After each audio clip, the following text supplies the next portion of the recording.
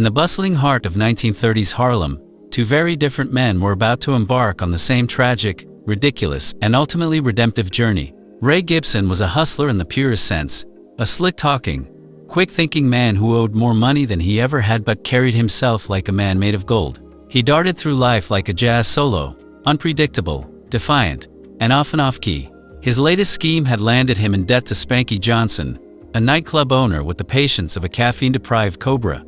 Claude Banks, on the other hand, was a man of order, a bank teller by trade and temperament.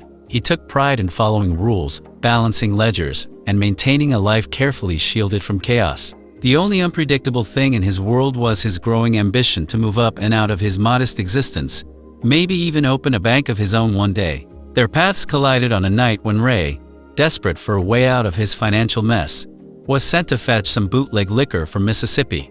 Claude, who had the misfortune of being nearby at the wrong time, was dragged into the plan, despite every fiber of his cautious being screaming in protest. By morning, both men found themselves on a rickety road trip to the Deep South, with Ray at the wheel, and Claude mentally calculating every poor decision that had brought him there. Mississippi was no friendlier than expected.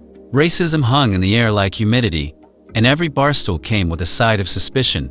The two men stuck out in all the wrong ways. That very night, a local man named Winston Hancock, well known for his loud, drunken temper, was found shot dead. Unfortunately for Ray and Claude, they had the wrong skin color, the wrong accents, and no allies. Sheriff Warren Pike, a man with a personal grudge and a pocket full of prejudice, pinned the murder on them with little more than a crooked grin and a desire to move on. The trial was a parody of justice. The courtroom barely entertained the illusion of fairness. Evidence was lacking, witnesses were non-existent, and the assumption of guilt was baked into every exchange. Ray and Claude, bewildered and enraged, were both sentenced to life in prison. No appeal, no mercy. They were sent to Camp 8, a hard-labor prison in rural Mississippi. The facility wasn't surrounded by concrete walls but by open fields and a punishing routine that broke men slowly through heat, fatigue, and hopelessness. The guards called it correction.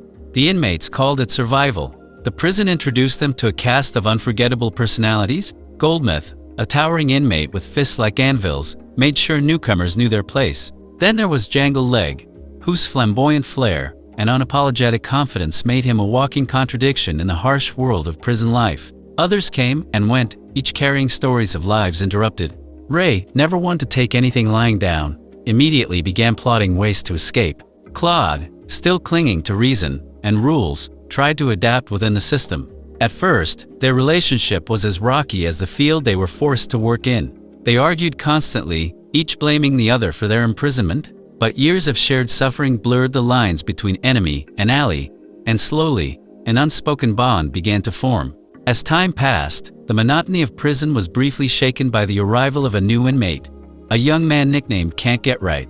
Socially awkward, barely able to form full sentences, and clumsy in most things, he seemed like the last person anyone would bet on, until he picked up a baseball bat.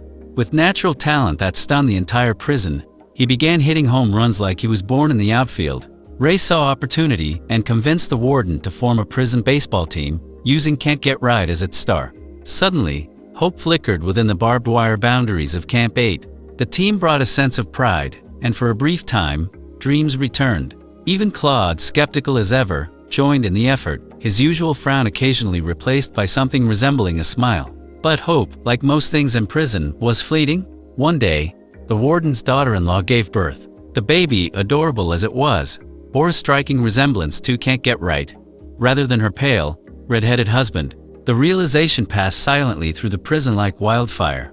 No one said a word, but everyone knew. Shortly after, Can't Get Right was quietly released from prison, his exit abrupt and unexplained. With him went the last major chance at redemption. Decades crawled by. Ray continued to chase escape plans that never panned out. Claude tried to maintain order and sanity, clinging to routines and dignity. Letters from the outside became rare. Loved ones moved on.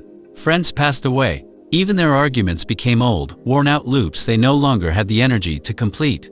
Eventually, Claude received a letter informing him that his former fiancée had moved on, remarried, and now had a family of her own. The life he thought he was preserving no longer existed. The grief was quiet but heavy, and it cracked something inside him. Ray, still scheming, tried to rally Claude for another escape plan. But this time, Claude had had enough. Tired of risking life for a dream that seemed further and further away, he betrayed Ray's plan to the guards. Ray was dragged off, beaten, and thrown into solitary confinement. Their friendship shattered? Years passed again. Ray returned from solitary, older, grayer, and carrying the weight of betrayal on his shoulders. Claude remained reserved, guilt trailing him like a shadow. Then, in a twist neither man expected, they were assigned to work at the warden's home, a rare privilege for men who had spent decades in the field. The new position brought them face to face once more. The silence between them was thick, but working side by side rekindled the faint embers of their bond. The old banter returned slowly, cautiously, like a dog that had been kicked too many times, but still hoped for a pat on the head. It was during this time that fate intervened one last time.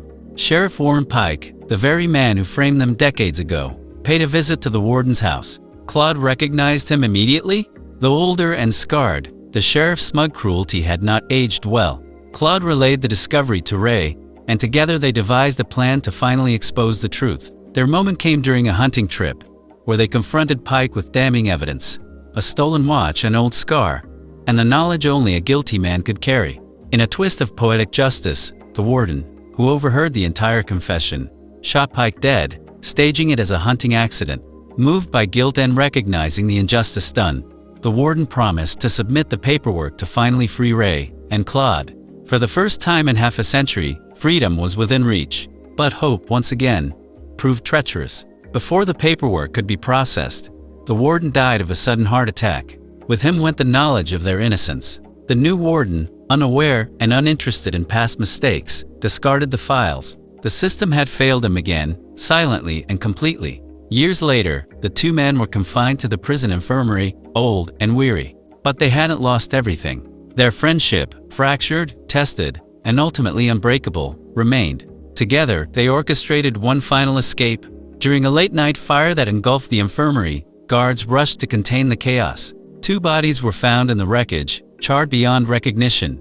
The official report declared that Ray Gibson and Claude Banks had died in the blaze. But the truth was far more satisfying. The escape had been planned down to the last ember. Using the chaos, they slipped away, leaving behind only whispers and ashes. The bodies were 2 unnamed corpses from the prison morgue, swapped with surgical precision.